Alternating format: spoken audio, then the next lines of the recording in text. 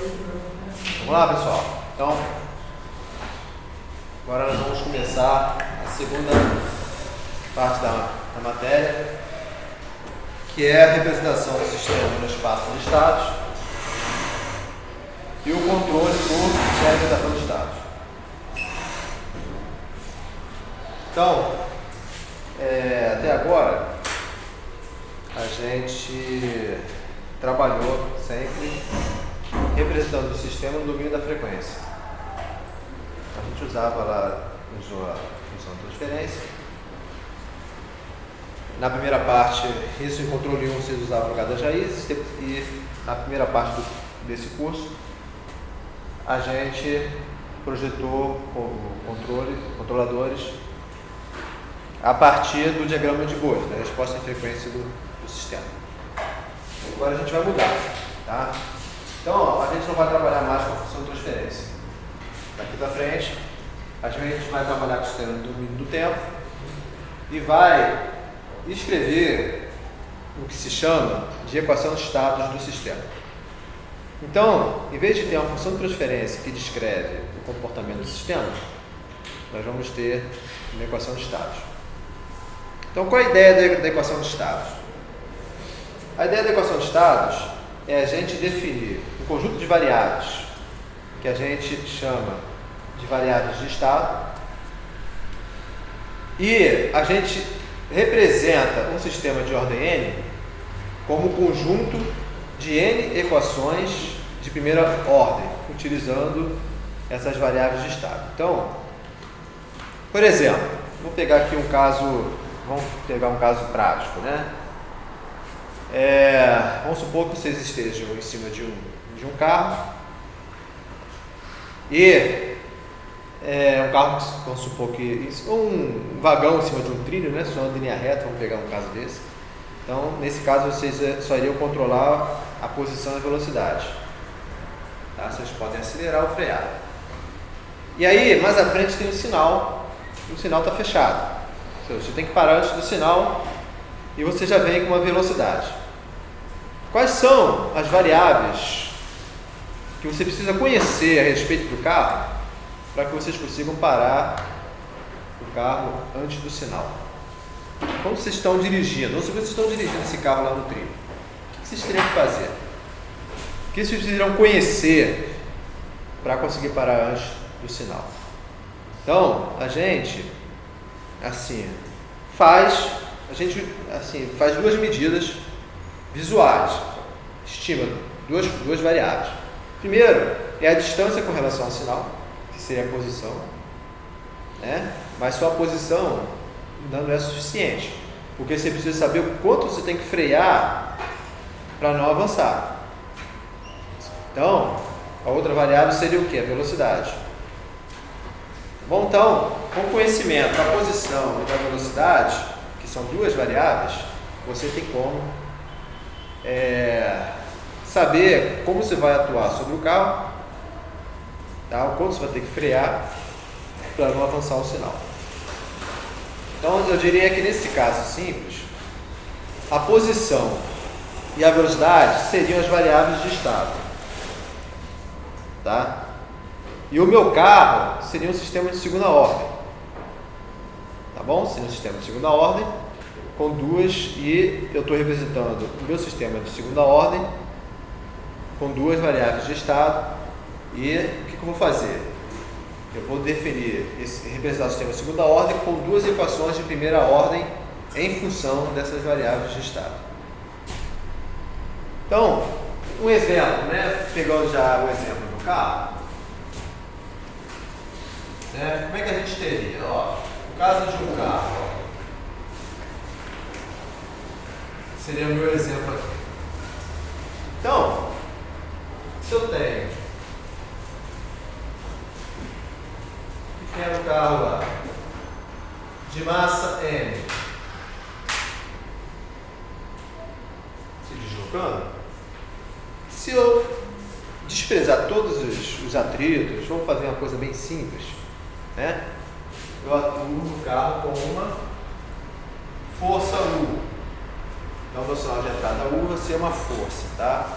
De entrada. é a força.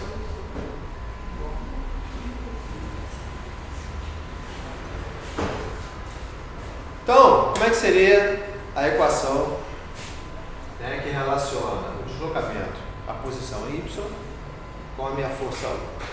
Aí a gente sabe que m vezes a derivada segunda, que é a aceleração, é igual a... Tá bom? Então a gente chega nessa equação aqui, é uma equação diferencial, que representa esse sistema bem simples que a gente está abordando aqui. Simplesmente uma massa. Tá? Bom, esse sistema é um sistema de segunda ordem. Aí eu vou escolher duas variáveis de estado. Uma variável de estado, então aqui seriam minhas variáveis .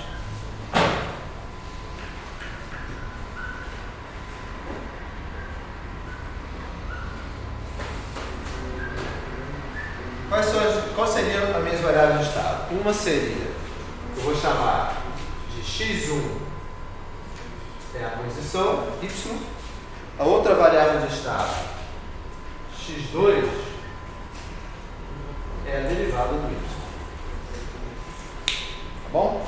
Essas são as duas variáveis. Aí, bem, definindo essas variáveis de estado x1 e x2, a gente pode representar esse sistema como? Aí eu posso dizer o seguinte: eu posso dizer que a derivada do x1 é igual a x2, ou seja, x1 ponto é igual a x2. E eu posso dizer que a derivada de x2,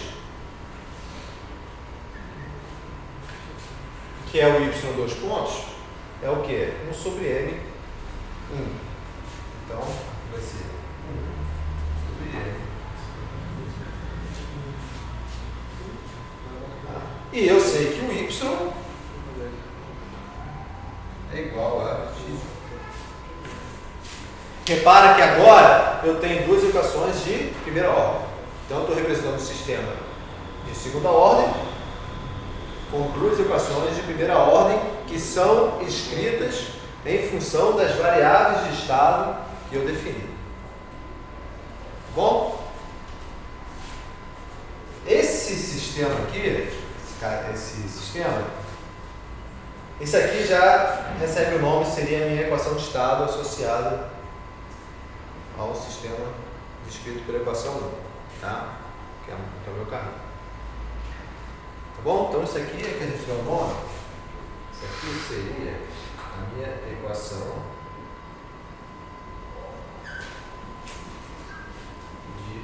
de estado. Equação de estado. Geralmente, a gente representa essa equação na forma matricial. Então, posso dizer o seguinte, ó, na forma matricial,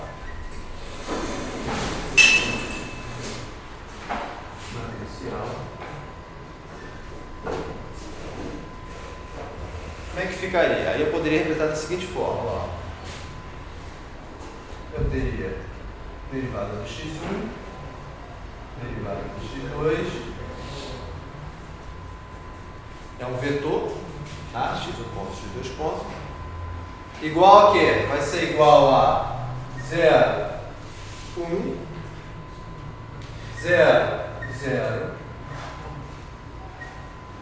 x1, x2, mais 0, 1 sobre a divisão U. Bom, e y é igual a cx.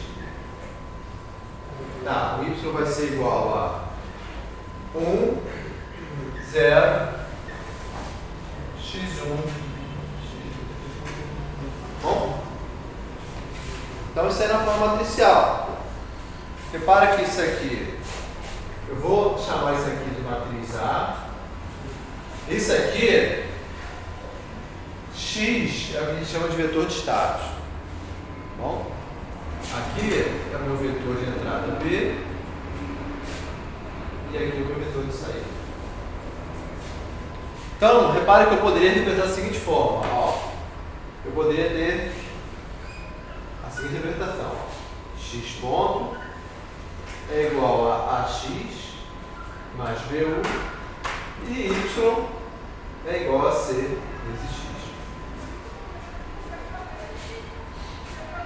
Tá bom?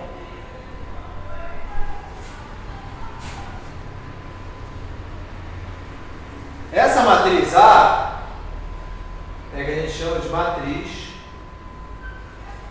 do sistema. Tá bom? B é o vetor de entradas.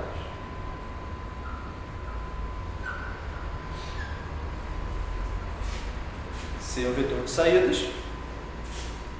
Vetor de saída, né? C é o vetor de saída. Tá? E X é o vetor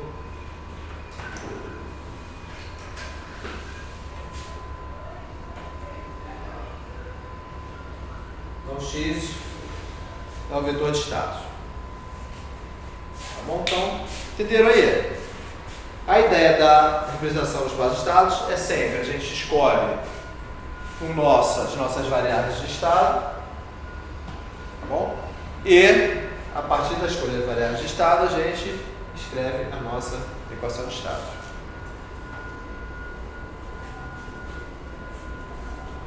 Então, essa é a representação do sistema. Tá?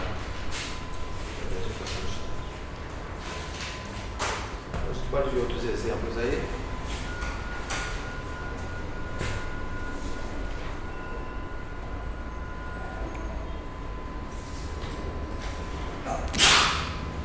Vou pegar um exemplo um pouco mais complexo aqui para a gente ver, né?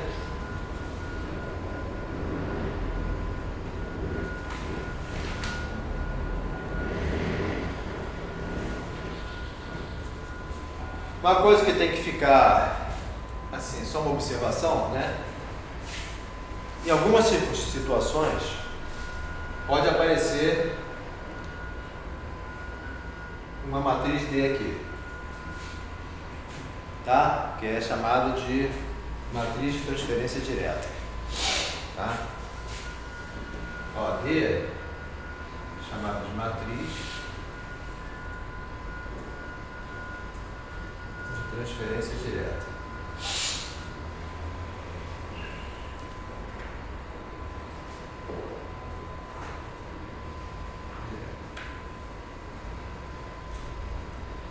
O que acontece é que nesse caso aqui o D vale 0, né?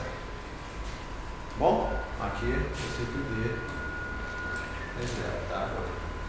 Ou seja, eu poderia dizer tranquilamente que isso aqui é mais 0 vezes U, né? 0 vezes U. Bom? A gente vai ver mais à frente que quando a ordem de derivação da minha entrada é igual à de derivação da saída, ou seja, aqui fosse, por exemplo, um sistema que eu tenho uma equação de segunda ordem aqui, uma equação de segunda ordem na entrada, seria uma função de transferência de grau própria, né? De grau relativo 0. Lembra lá? Grau relativo, né? Que é a ordem do numerador, a ordem do denominador menos a ordem do numerador. É o grau relativo do sistema. Quando o grau relativo é 0, esse termo D aqui é diferente de 0. A gente vai ver isso mais à frente. Tá?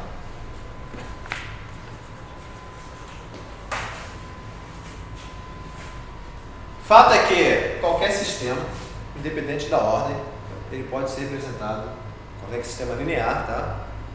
Independente da ordem, ele pode ser representado por essa forma matricial, tá?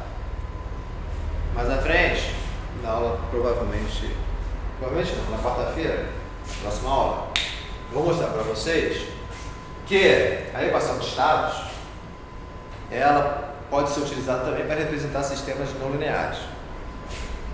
Então, Ao contrário da função de transferência, que a gente só representa sistemas lineares, a equação de estados pode também representar sistemas não lineares, mas só que, quando é não linear, eu não tenho como escrever dessa forma matricial. Pelo menos com A constante, B constante. Tá bom? Repara que A ali é constante, né? A matriz de sistema é constante. Isso a gente vai ver depois. Tá?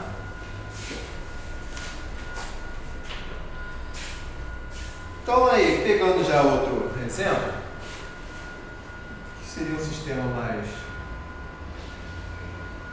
complicado um pouco. Eu tenho agora duas massas.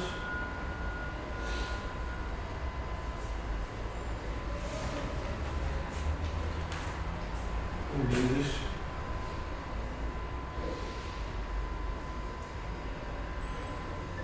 no óleo amortecedor.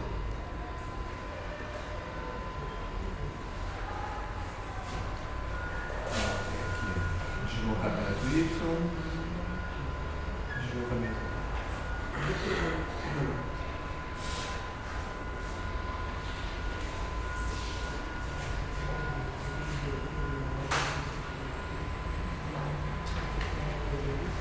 Tá,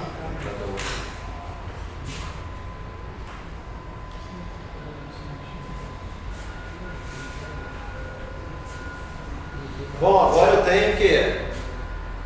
Duas massas interligadas. Tá? Aí, nesse caso aqui, como é que seria a equação diferencial desse cara? Então a gente sabe que eu tenho M, Y, dois pontos, é igual a força de entrada menos as forças de reação, né? U menos as forças de reação. Nesse caso, vai ser igual a Vzinho, que multiplica Y ponto menos T ponto, que é a força devida ao meu amortecedor, menos K, que multiplica Y menos T. Ou seja, é o quanto a velocidade relativa entre os dois e o deslocamento relativo entre os dois. Entre um pouco de massa em emisão, um pouco de massa em emisão. Tá bom? E eu tenho também a equação desse cara aqui, do corpo de massa emizinho. Nesse caso, vai ser emizinho, de dois pontos, vai ser igual a menos B, que multiplica T ponto, menos Y ponto, menos K, que multiplica D, menos Y. Tá? Então, a força resultante em cima desse corpo aqui, de massa Mzinho, é só devido às forças de reação, que não tem nenhuma força sendo aplicada aqui. Ou seja, no sistema, ele tem uma entrada, né? U. Tá bom? Repara que aqui, U é a entrada, Y é a saída. Tá? Então eu tenho uma entrada e uma saída. Aqui eu tenho uma entrada. Quantas saídas eu vou ter aqui? Duas.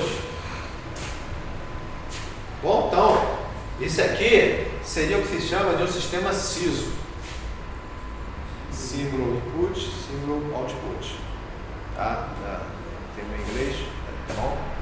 É muito comum vocês ouvirem esse termo, sistema CISO. Uma entrada e uma saída, tá? E aqui são os sistemas MIMO, que tem mais de uma entrada ou mais de uma saída. Tá? Então, são termos muito comuns. Bem, então olha só. Então, o que a gente vai fazer, né? Como é que a gente vai representar esse cara aqui, essas equações aqui, no espaço de estados? O que eu tenho que escolher primeiro? As variáveis de estado. Uma coisa que tem que ficar claro, que o número de variáveis de estado é igual à ordem do sistema. Esse aqui é um sistema de segunda ordem, então eu tenho duas variáveis de estado. Porque o que eu falei para vocês? A ideia da equação de estados é representar um sistema de ordem n, com n equações de primeira ordem. Tá? Se aqui é um sistema de ordem 2, eu tenho duas equações de primeira ordem. Então eu tenho duas variáveis de estado. Tá? Esse sistema aqui, qual é a ordem dele? Esse aqui tem ordem 4. Por quê? Porque eu tenho ordem 2 nessa equação e ordem 2 nessa. Tá? Então eu preciso de 4 variáveis de estado. Tá bom? E aí, eu vou definir as variáveis de estado da seguinte forma. Vou definir que x1 é igual a y, x2 é igual a y ponto. Tá? Bem, não sei se foi essa forma que eu defini aqui. x3 igual a d e x4 igual a derivada. Feito isso, eu posso usar essa definição dessas variáveis de estado na minha equação diferencial. Tá? Então, como é que ficaria? Ó, primeiro, eu sei que a derivada do x1 é igual a x2. Então, a gente já conclui que x1 ponto é igual a x2. A derivada do x2 é a derivada segunda do y, que a gente calcula através do quê? Dessa primeira equação aqui em cima. Bom? Então, como é que ficaria? Isso aqui, esse termo aqui, isso aqui seria a minha derivada segunda, a derivada primeira do x2. Então vai ser o quê? Vai ser menos b sobre emissão, que multiplica. O que é o y ponto? x2. O que é o d ponto? x4. Menos k, que multiplica x1, k sobre emissão, né? x1 menos x3 mais 1 sobre emissão 1. Tá bom? Aqui eu sei que a derivada primeira de x3 é igual a x4. Tá bom? Então eu posso já dizer que eu tenho que x3 ponto igual a x4. E aqui, no fim, eu tiro o que? A derivada primeira do x4. Então eu sei que a derivada primeira de x4 vai ser menos bzinho sobre mzinho, que multiplica d ponto, que é x4, menos y ponto, que é x2, menos k sobre mzinho, que multiplica x3 menos x1.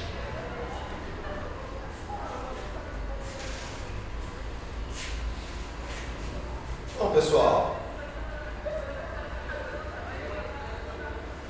agora a gente pode expandir isso aqui, né? E escrever isso aqui na forma matricial. Uma coisa importante é que quando eu represento o meu sistema no espaço de estados, não pode aparecer nenhum termo em derivada do lado direito da igualdade. Tem que ser exatamente com essa cara aqui, tá? Aqui aparecem as derivadas e aqui não aparece. Tem que ser assim, sempre, tá? E já chegou uma representação definitiva aqui. Só que aqui é a equação de status que não está na forma matricial ainda, né? Tá? Então eu posso definir aqui a minha saída é y igual a x1 e d igual a x3. Então, com essas equações aí, vamos desenvolver isso aqui. Eu vou ter x1 ponto igual a x2 e a derivada do x2, desenvolvendo ali, ó, vai ser menos k sobre m, k sobre emissão x1, menos Bzinho sobre emisão x2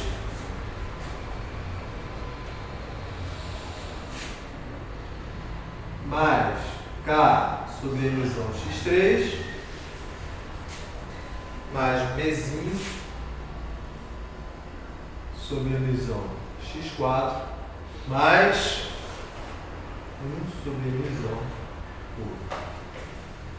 Tá? E aí, embaixo eu tenho x3 ponto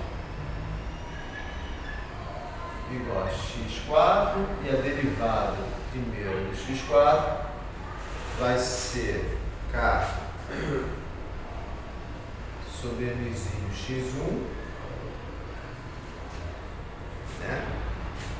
Mais B sobre mzinho x2 mais K sobre mzinho x3 menos, né? Menos K sobre mzinho x3 e menos B sobre mzinho x4. Tá bom? Agora, como é que seria? Repare que agora eu tenho o quê? 4 variáveis de estado. O meu vetor de estados vai ser o quê? x1, x2, x3 e x4. Ou seja, serão as posições e velocidades de cada um dos corpos ali. Massa emisão e massa emissão. Então, eu vou ter o quê? Ó.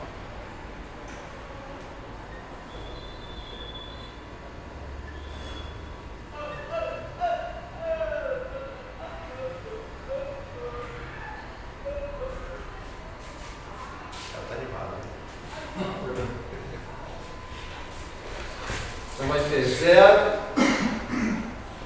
1, 0 e 0, né? Repara que aqui eu teria que ter o quê? Ó, x1, x2, x3, x4. Bom, então, ó, como x1 ponto é igual a x2, tem que ficar o que aqui? 0, 1, 0, 0. Na hora que eu vou explicar o vetor ali, vai dar x1 ponto igual a x2. Aqui na segunda linha eu tenho que menos K sobre emisão menos B sobre emisão K sobre emisão B sobre emisão. Agora aqui vai ser 0, 0, 0, 1. E agora vai ser K sobre mzinho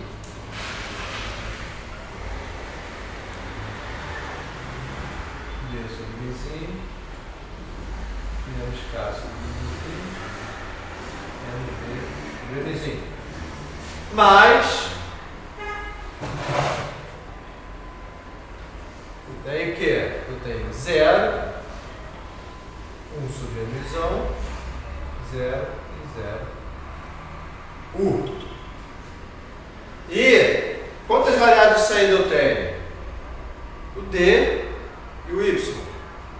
Então, eu teria a seguinte situação aqui, ó. O Y e o D seriam iguais aqui. Repare que agora, esse C aqui não vai ser mais um vetor, né? Vai ser uma matriz que vai ter 2 linhas e 4 colunas. Tá? Que será de uma matriz baixa e gorda. Né? Tá bom? Então seria o quê? Aqui ficaria, ó, o Y não é igual a x1, então aqui ficaria 1, 0, 0, 0. E o D não é igual a x3, que ficaria 0, 0, 1, 0. Aqui multiplica x1, x2, x3. Bom?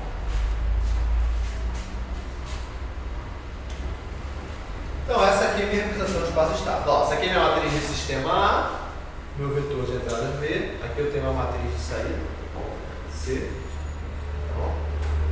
E aí eu terminei a minha representação. Uma coisa que tem que ficar clara para vocês é que o que determina a minha saída Na verdade, são os meus sensores. Indo para o mundo prático, real. Né? Se eu tivesse sensores para medir, por exemplo, as velocidades também, poderia medir as posições dos carrinhos e as velocidades. Tá? Então, tem o velocímetro lá que mede também as velocidades. Tem o odômetro que mede a posição. Bom, então, se eu tivesse, aí eu poderia ter, por exemplo, 4 saídas. Se as minhas saídas fossem Y ponto, D e T ponto, isso aqui ia virar o quê? Uma matriz de identidade, né? Porque os 4 estados estariam aparecendo na saída. Ficou claro isso para vocês, né? Eu estaria aquisitando os 4 estados, medindo, né? Os 4 estados. Então, isso aí é a representação do espaço de estados.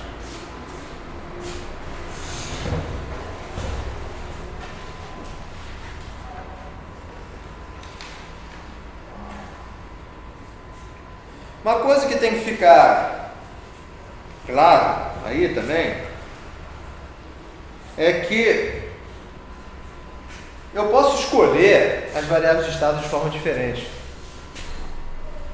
Tá? Então, por exemplo, eu poderia perfeitamente, em vez de escolher x1 igual a y, eu poderia escolher que x1 é igual a d, x2 igual a y, x3 igual a d ponto e x4 igual a y ponto. Eu poderia ter feito uma outra escolha das variáveis de estado. Por exemplo, eu poderia ter sido x1 igual a d, x2 igual a y, x3 d ponto, x4.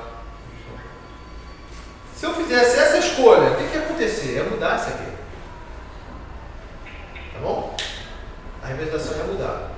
Eu teria uma outra matriz de sistema A, tá bom? Teria um outro vetor de saídas aqui, uma outra matriz de saída, C. Mas o sistema é o mesmo, tá? O que eu estou querendo dizer? Eu estou querendo dizer para vocês é que não existe uma única representação no espaço de estados para cada sistema. Cada sistema tem infinitas representações. Então, a gente pode voltar àquele exemplo mais simples ali e a gente poderia fazer uma brincadeira, tá? Para ficar mais claro isso. Ó. Vamos supor. Então, eu vou pegar o gancho aqui, tá? A gente lembra que estava essa equação aqui no dia. Então, vamos retornar ao primeiro exemplo, tá bom? Então esse aqui é o nosso exemplo 2, né? Vamos retornar ao exemplo 1 aqui. Retornando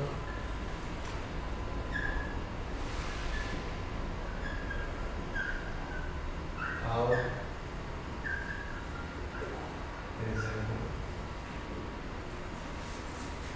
Eu poderia, vamos fazer uma brincadeira aqui, olha só, eu poderia fazer o seguinte. Eu poderia definir, eu vou definir a seguinte situação aqui. Vou dizer que Z1 é igual a x1 mais x2, Z2 é igual a 2x1 menos x2.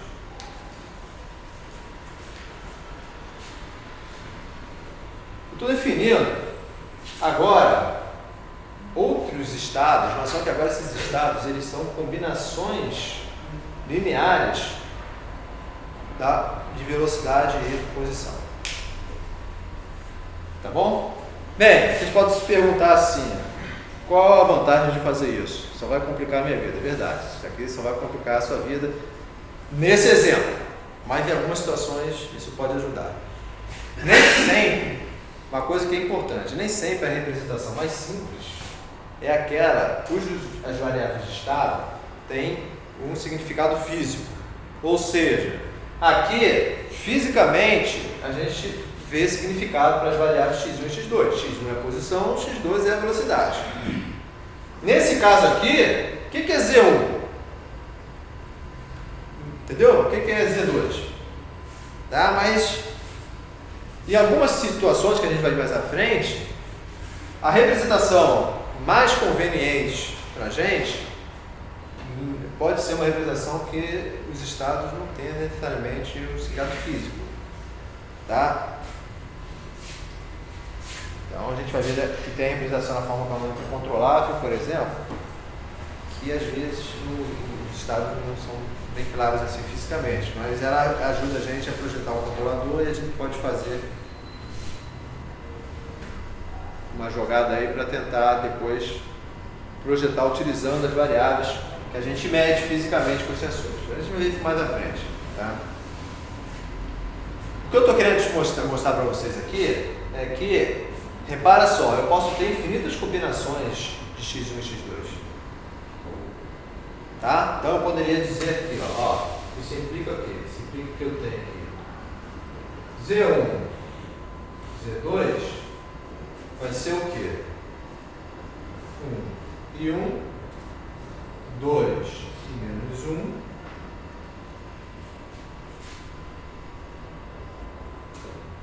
x1 e x2.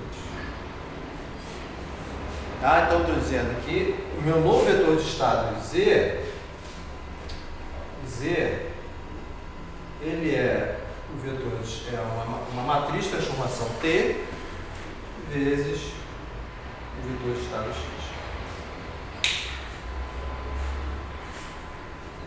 Tá bom? Aí, a gente pode se perguntar o seguinte, tá bom, aí eu tenho a seguinte situação, a gente sabe que x ponto é igual a x mais bu. Então essa aqui seria minha equação de estados, considerando o meu vetor de estado x. Como é que seria essa equação de estados, considerando o vetor de estado z? Tá? Então a gente pode substituir essa equação z igual a t vezes x aqui na equação de estados. Ficaria como? Tá? A gente sabe que,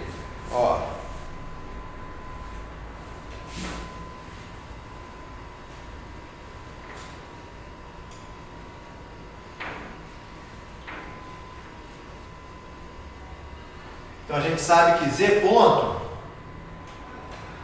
é igual a t vezes x ponto.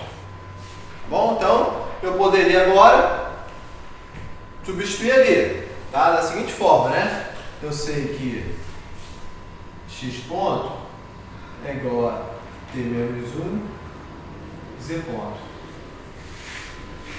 Então, olha só. Vou fazer só uma mudancinha aqui, né? Uma mudança.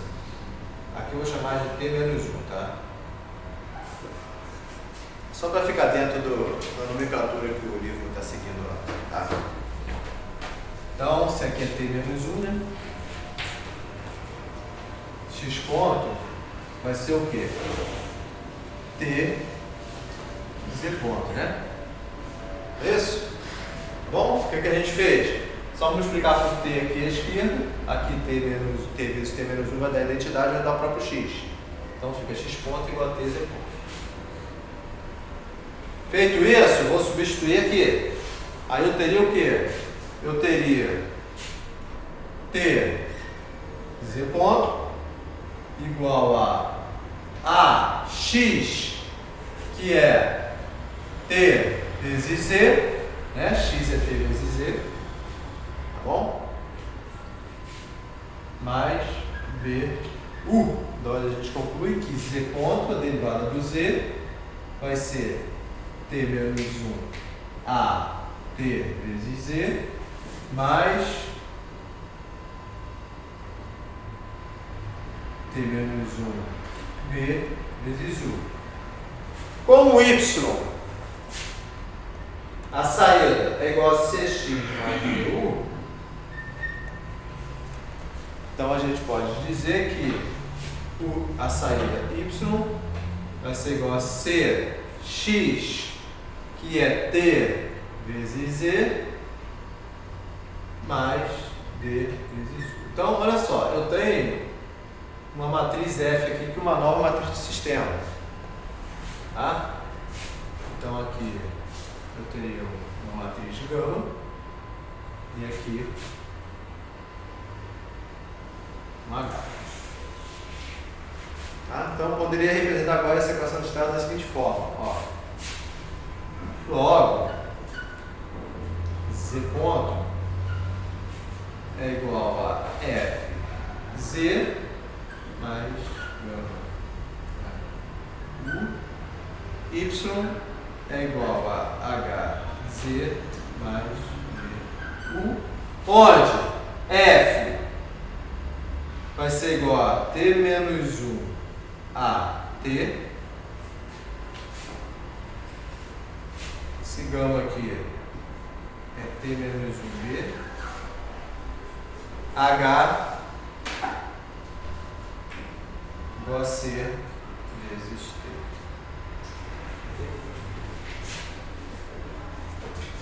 Bom? Então, assim, só para mostrar para vocês aqui, é que eu posso ter infinitas representações. Ao contrário da função de transferência que eu tenho para cada sistema uma única representação, equação de estados não. Para cada sistema eu tenho infinitas representações. Isso aí, pessoal, na verdade, é álgebra linear, né? Tá? Por quê? Você tem um vetor. Você tem esse vetor representado numa base, né? Mas eu posso representar o mesmo vetor em outra base. E eu tenho infinitas bases para representar um único vetor. Então é como se eu estivesse representando o meu sistema em bases diferentes. Tá? Porque esse aqui é um vetor de estados em uma base, esse aqui seria um vetor de estados em outra. Tá? Assim como seria o mesmo vetor lá, é o mesmo sistema aqui. Tá bom? É isso que a gente está fazendo. Dúvida? Até agora?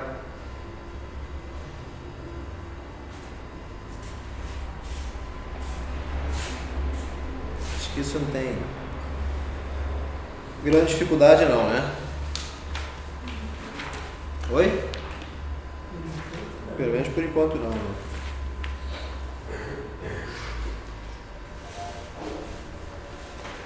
Tá, uma coisa muito importante que eu acho que deve ser até certo ponto óbvio, né? Embora eu não goste muito de usar essa palavra, né? Óbvio. É óbvio para um, pode não ser para outro. Mas essa matriz T aqui, o T tem que ser o quê? Inversível, né? Tá bom? Em outras palavras, existem algumas formas equivalentes de se falar isso, tá? Ou seja, eu estou dizendo o seguinte, que a matriz transformação T, ela tem que ser não singular, tá? Não singular é quando ela tem determinante diferente de zero ou tem todas as linhas linearmente independentes. Tudo isso é equivalente, tá? Tá bom? Quando a matriz tem todas as linhas linearmente independentes, ela também automaticamente tem determinantes diferentes de zero. Bom? Isso aí acho que vocês já conhecem bem lá da álgebra linear. Bom? O termo que é muito usado é não singular, né? Você diz que a matriz é não singular. Se ela for não singular, tem uma transformação de um estado para o outro, uma combinação para outra.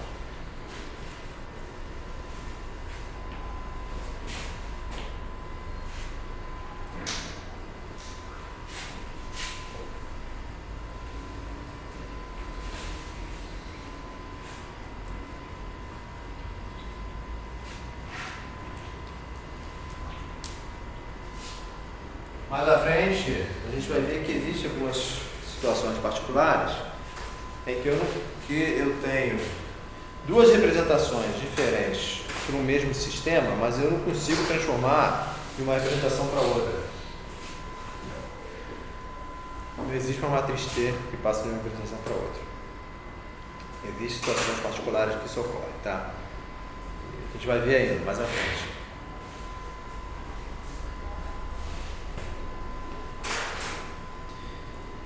Bem, o fato é o seguinte, o fato é que existem algumas representações particulares que elas são úteis para a gente. Tá? Então, em vez da forma que chamamos de forma canônica controlável, forma canônica observável. Tá bom? Então, como eu tenho infinitas representações, tem algumas que nos auxiliam, que nos ajudam, são convenientes para a gente. Tá bom? Então, a gente vai estudar essas duas representações aí. Tá? E essas representações são únicas, ou seja, o sistema só tem, na forma controlável, tem uma representação. Tá? Bom.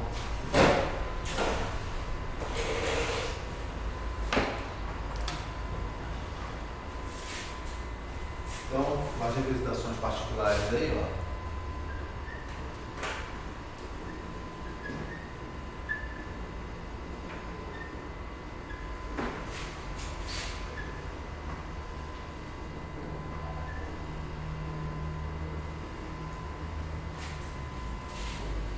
Então, tem o que a gente chama de forma canônica observável. Não, vou começar primeiro pela controlável, né? Canônica controlável.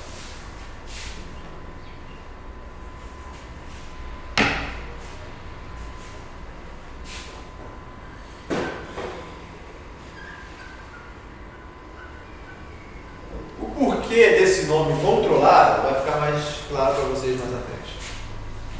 Tá? Então, vamos supor que eu tenho a seguinte situação. Ó.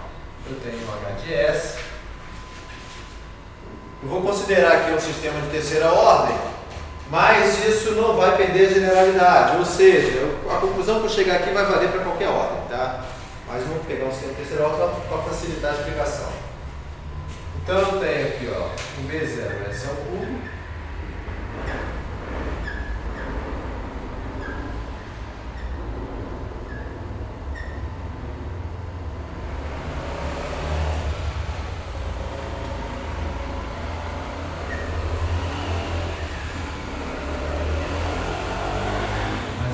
Então, isso aqui é Y de S sobre a minha entrada O de S. Né? Então, o que eu vou fazer? Eu vou definir uma variável auxiliar. Eu vou fazer o seguinte: eu sei que esse sistema aqui, ele pode ser representado. Eu tenho aqui o de S por 1 sobre S ao cubo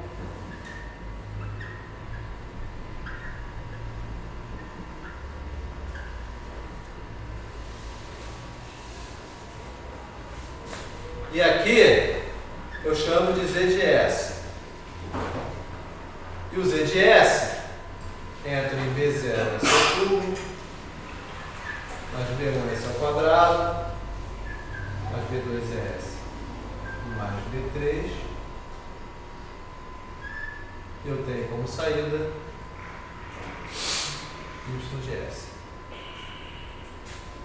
Tá bom? Então eu defini uma outra variável aqui, que é o Z de S.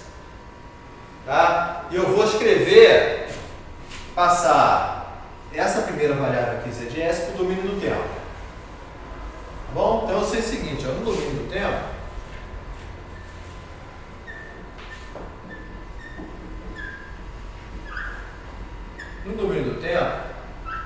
eu vou ter o seguinte, eu vou ter aqui a derivada terceira do Z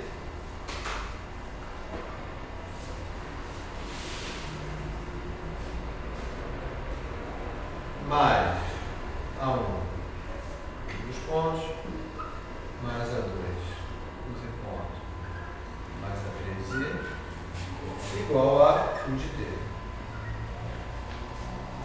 Tá bom? Aí a gente conclui que a derivada terceira do Z vai ser igual a menos A1 dos pontos menos A2 do ponto menos A3 de mais U de T. Tá? Então, tem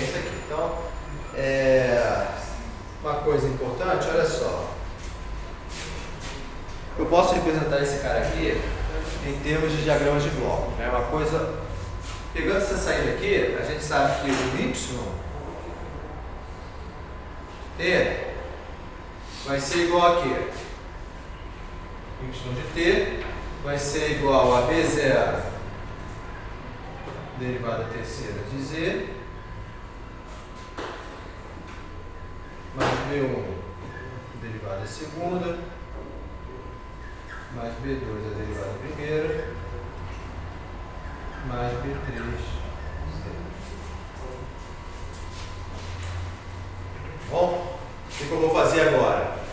No lugar da derivada terceira, eu vou substituir essa equação aqui de cima. Então, se eu numerar essas equações, vou chamar isso aqui de equação 2 e equação 3, eu vou substituir a equação 2 na equação 3. Tá bom? Então, olha só. Então, eu vou substituir 2 e 3. Quando eu fizer isso, vai ficar como, né? Então, vai ser y de t igual a B0 derivada terceira vai ser o quê? Menos A1 pontos menos A3 C mais U mais B1 Z ponto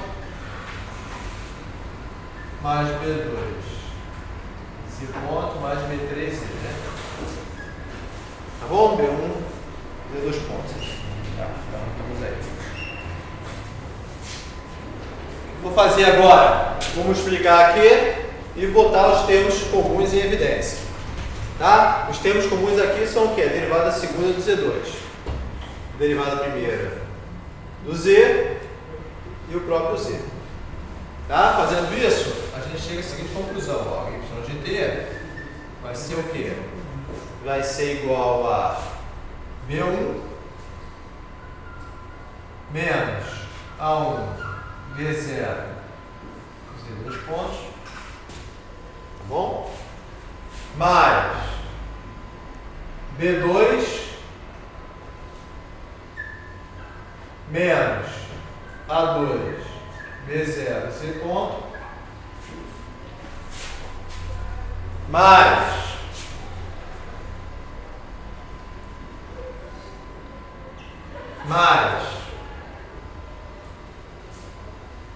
B3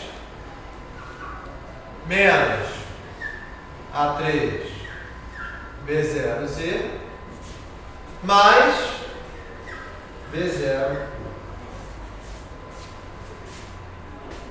Bom, então já estou praticamente finalizando aí a representação da forma canônica controlada, no espaço de estágio. Então, para ficar mais ou menos mais claro isso aqui, olha só, repara que eu poderia representar a partir daqui seria a equação 5 e aqui eu tenho a minha equação 2. A partir da equação 2 e equação 5, eu posso representar o meu sistema, dado por essa função de transferência, em diagramas de blocos, utilizando integradores. Tá? Como é que eu vou fazer isso? Ó,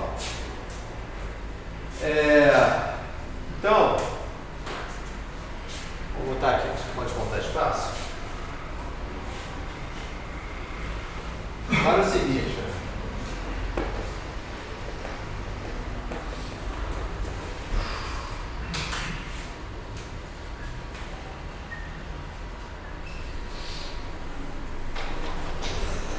ó, essa aqui é a minha derivada terceira do Z. Se eu passar para o integrador, eu vou ter o quê? A derivada segunda. Se eu passo pelo integrador, eu tenho a derivada primeira. E se eu passo pelo integrador, eu tenho Z.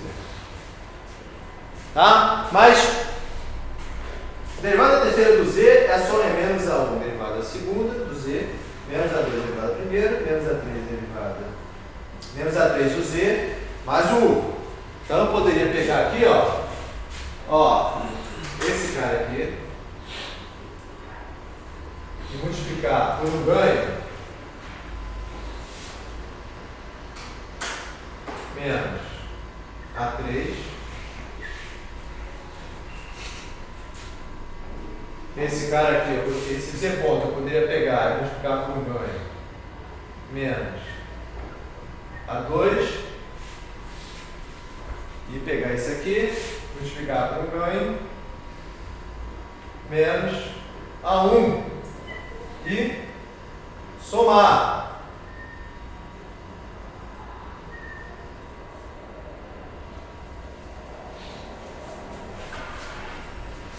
Vou ter exatamente aqui o que é a derivada terceira.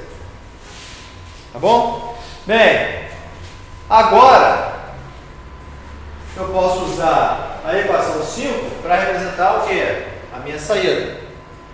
Aí eu vou ter a seguinte situação, ó. Vou pegar aqui,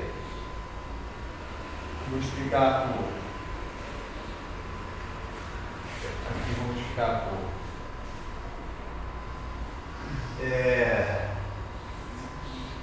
Não, derivada segunda, né? Peguei o número errado.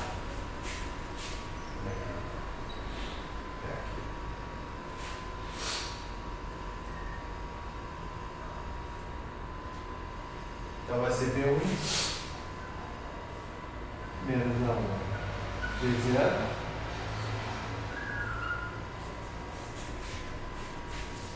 aqui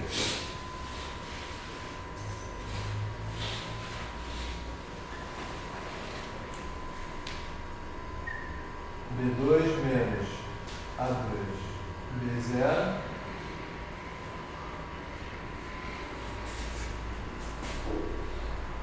bom?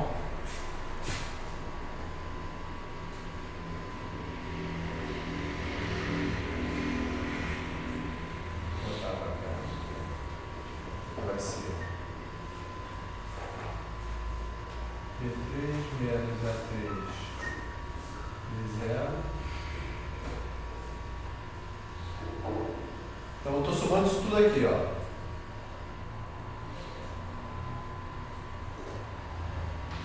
Mas eu tenho o quê? Um B0 U aqui, ó.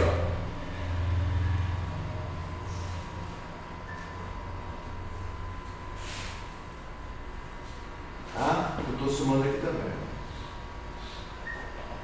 Então isso aqui é o meu Y, tá? Bom, então isso aí é em termos de em blocos com integradores eu representei aquela função de transferência ali. Bem, o fato é o seguinte, o fato é que agora eu já poderia, a partir da equação 5, que é a partir da equação 2, definir minhas variáveis de estado. Eu poderia definir o seguinte, ó. Olha só. Definido, ó. Vou definir x1 igual a z dois pontos, x2 igual a z ponto, x3 igual a z.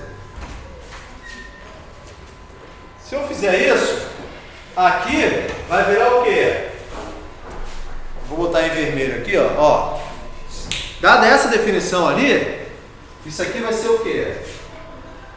Isso aqui vai ser x1 ponto. Tá? Esse cara aqui vai ser x2 ponto. E esse cara aqui, esse terceiro termo, x3 ponto. Então, agora a gente pode escrever isso aí, escrever nossa equação de estados. Tá? Eu teria a seguinte situação, ó. Eu teria x1 ponto, x2 ponto, x3 ponto, x1 ponto é igual a quê? Ó, x1 ponto vai ser menos a1 x2 menos a2 x3. Ó, aqui é x1, né? É a integral do x1 ponto, aqui vai ser x1. Então vai ser menos a1 x1 menos a2 x2 menos a3 x3. Tá bom? Então, teria a seguinte situação. Eu vou escrever aqui, antes de escrever na fórmula artificial, para ficar mais claro para vocês. Ó, teria a seguinte, dada essa definição, a gente pode ver a partir dessa equação aqui também. Tá? O x1 é derivada da segunda do z, que eu defini. Então vai ficar o quê? Derivada primeira do x1 aqui. Ó, então vai ser x1 ponto é igual a menos a1 x1, que é derivada, que é o z dos pontos, menos a2, o z ponto é o x2, menos a2 x2, menos a3 x3, que é o z, mais o de t. Tá bom? E aí, a gente conclui o seguinte, ó. Conclui aqui. x2 ponto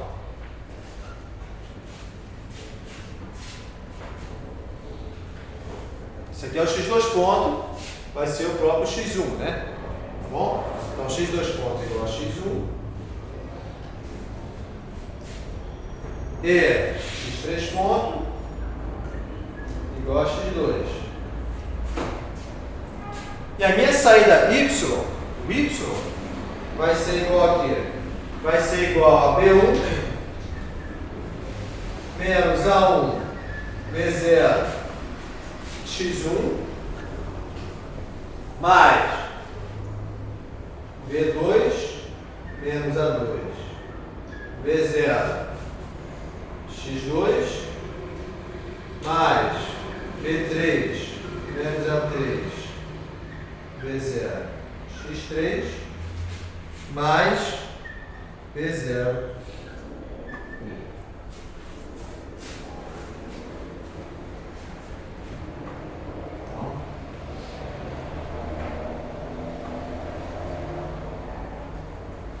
Isso aí a gente terminou, porque agora tem a seguinte situação, olha só. Agora sim eu vou ter x1 ponto, x2 ponto, x3 ponto, vai ser igual menos A1, menos A2, menos A3, 1, 0, 0, 0, 1, 0,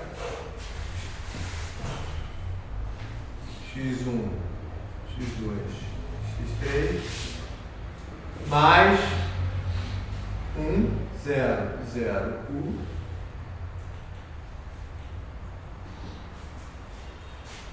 E a minha saída y vai ser B1 menos A1 B0, B2 menos A2 B0, B3 menos A3 B0, tá? x1, x2, x3 mais B0. Pessoal, olha só, essa aqui é minha matriz A, né? Esse aqui é o meu vetor de entradas B, esse aqui é o meu vetor de saída C.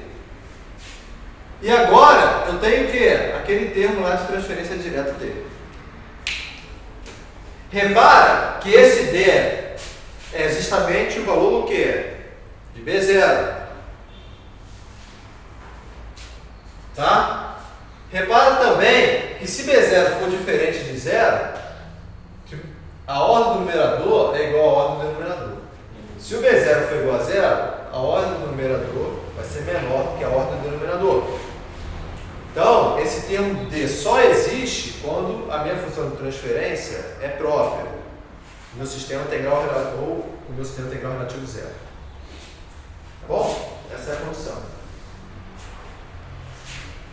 Essa aqui é a forma canônica controlada. Uma coisa importante é que eu não preciso fazer todo esse desenvolvimento para representar o sistema na forma canônica controlada. Por quê? Vamos agora analisar a função de transferência e a representação ali na forma canônica controlada. O que aparece na primeira linha lá? Aparece o quê? Os coeficientes do polinômio denominador. O resto você só completa com 1, 0, 0, 0, 1, 0. Aqui é só 1, 0, 0. E aqui vai ser o quê? Também a gente tira o quê? Dos coeficientes da minha planta, da minha função de transferência. É B1 menos A1, B0, B2 menos A2, B0, B3 menos A3, B0. Se eu tivesse um sistema de quarta ordem, ia aparecer o quê? B4 menos A4, B0.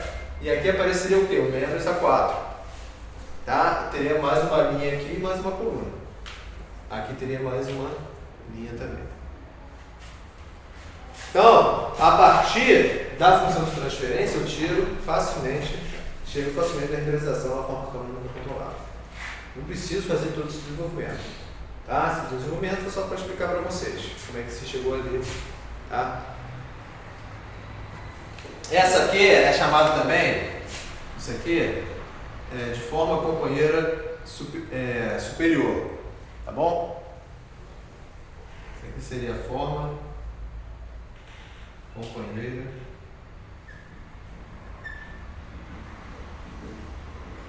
superior. Tá bom? Por que eu estou falando? Porque também tem a forma companheira inferior. Tá? Por quê? A forma companheira inferior seria... É só um detalhezinho, tá? Em vez de definir meus estados como x1 igual a z, dois pontos, eu definir x1 igual a z, x2 igual a z ponto, x3 igual a z, dois pontos. Só para a gente ver como é que ficaria, olha só. Então, essa aqui é a forma companheira superior, tá? Aí vamos fazer uma pequena observação aqui, ó. Agora eu vou definir os estados de forma diferente, ó. Definindo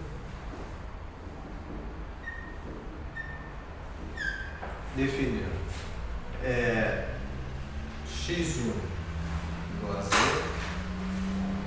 x2 igual a z ponto e x3 igual a z, dois pontos.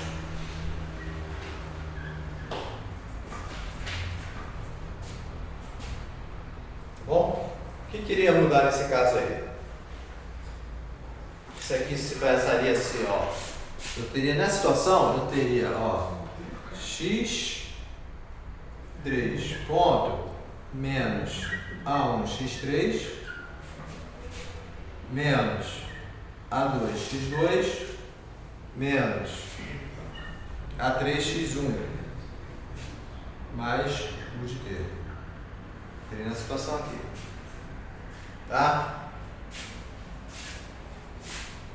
Aí eu teria aqui x2 ponto vai ser igual a x1 quadrado x3, tá? E x1 ponto igual a x2. Tá bom? Porque nessa situação, tudo que é x1 vira x3, tá? E tudo que é x3 vira x1. Foi simplesmente isso que eu fiz.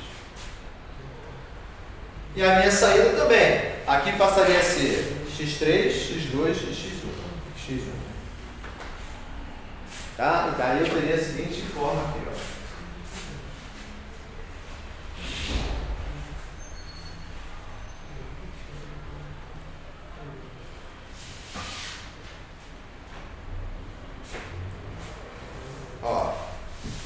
Só iria mudar um pouquinho, que agora eu teria a seguinte forma, ó, x1 ponto, x2 ponto, x3 ponto.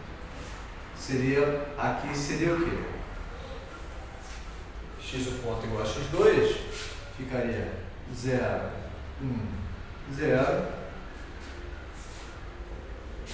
0, 0, 1. Aqui ficaria menos A3, menos A2, menos A1. Que multiplica x1, x2, x3, mais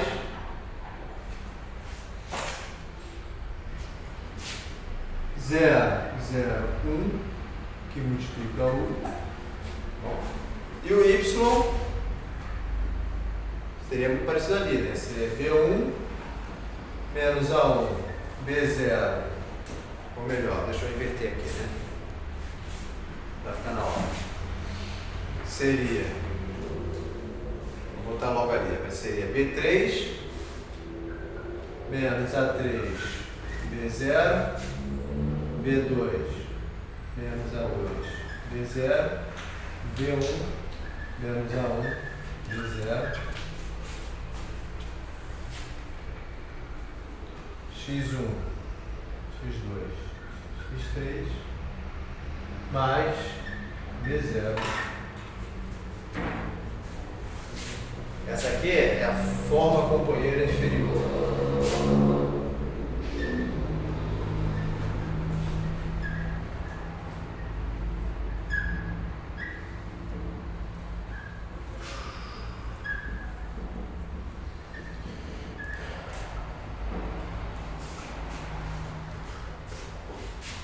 Bom, então, porque olha só, a forma canônica controlável, na verdade, tem essas duas maneiras, tá? Tem a forma companheira superior e a forma companheira inferior. Só para alguns livros, quando abordam a forma canônica controlada, apresentam essa forma aqui.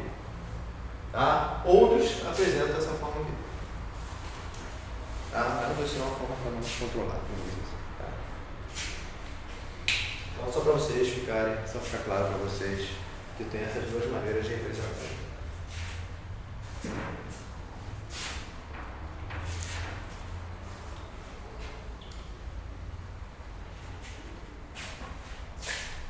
A maioria dos sistemas geralmente, se B0 é 0, tá? Então isso aqui não precisa nem escrever esses termos aqui, né? Aqui só vai aparecer B3, B2 e B1. Tá? Então geralmente assim faz. Tá bom? B0 dificilmente aparece. Tá, então a gente viu aí uma representação específica que mais à frente vai ficar mais claro para a gente quando a gente for estudar a representação, o controle no espaço de estados. Vocês vão ver que essa representação simplifica muito a nossa vida. Tá bom?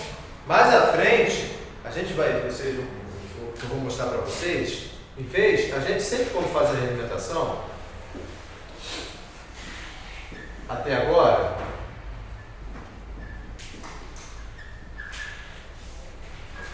ó,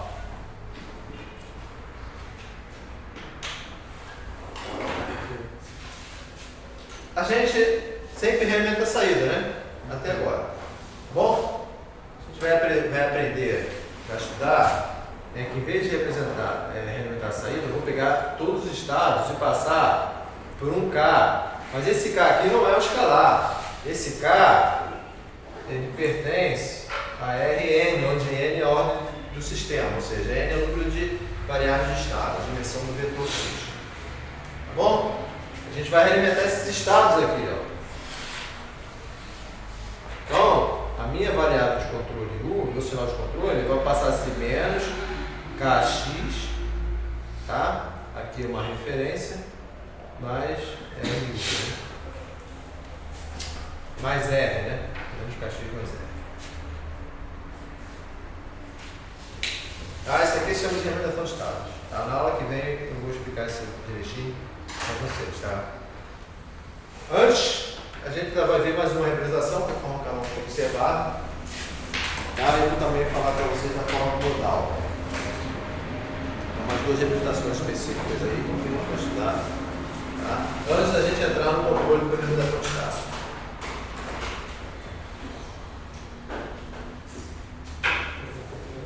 Dúvidas?